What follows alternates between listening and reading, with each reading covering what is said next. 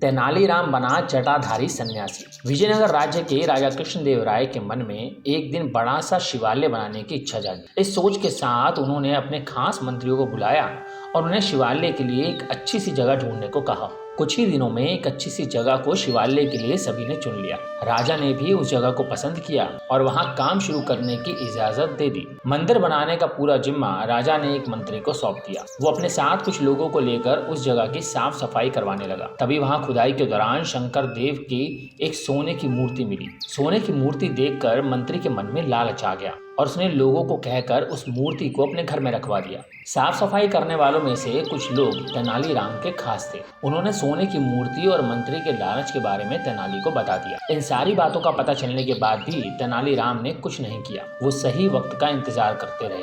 कुछ दिनों बाद मंदिर के लिए सुनिश्चित की गई जगह पर भूमि पूजन करने का मुहूर्त निकाला गया। सब कुछ अच्छे से होने के बाद राजा दरबार में अपने मंत्रियों के साथ मंदिर के लिए मूर्ति बनवाने की बातचीत करने लगे। उन्होंने अपने सारे मंत्रियों से इस बारे में राय मांगी। सबसे बात करने के बाद भी राजा मूर्ति को लेकर कुछ फैसला नहीं ले पाए। राजा ने अगले दिन फिर अपने सारे मंत्रियों को दरबार में मूर्ति के बारे में चर्चा करने के लिए बुलाया। तभी एक जटाधारी सन्यासी दरबार में आया।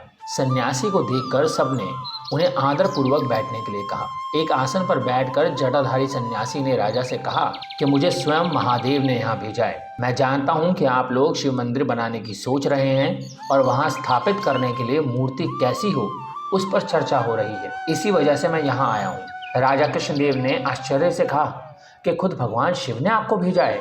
जटाधारी सन्यासी ने जवाब देते हुए कहा, हाँ, स्वयं महाकाल ने मुझे भेजा है। उन्होंने कहा है कि शिव शंभू ने अपनी एक सोने की मूर्ति आपके लिए भेजी है। जटाधारी सन्यासी ने अपनी उंगली एक मंत्री की तरफ दिखाते हुए कहा कि उस मूर्ति को भगवान ने इस मंत्री के घर में रखा है। इतना कहकर सन्यासी वहां से चले गए।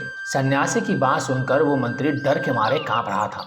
उसके मन में हुआ कि उस जटाधारी को आखिर मूर्ति के बारे में कैसे पता चला होगा। अब उसे राजा के सामने ये बात स्वीकार करनी पड़ी कि खुदाई के दौरान उसे सोने की मूर्ति मिली थी। यह सब देखकर महाराज ने दरबार में नजर दौड़ाई और तेनालीराम को ढूंढा, लेकिन वो कहीं नजर नहीं आए। तभी कुछ देर बाद तेनालीराम दरबार में आ गए और उन्हें देखते ही सब जोर जोर से हंसने लगे। तभी एक व्यक्ति ने कहा कि अच्छा, तो यही थे जटाधारी सन्यासी। आपने अपनी जटाएं और कपड़े तो उतार दिए, लेकिन माला उतारना भूल गए।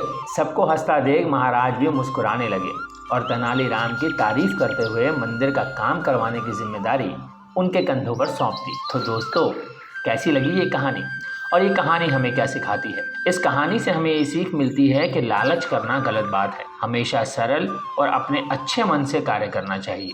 ऐसा करने से लोगों के सामने कभी भी आपको शर्मिंदा नहीं होना पड़ता।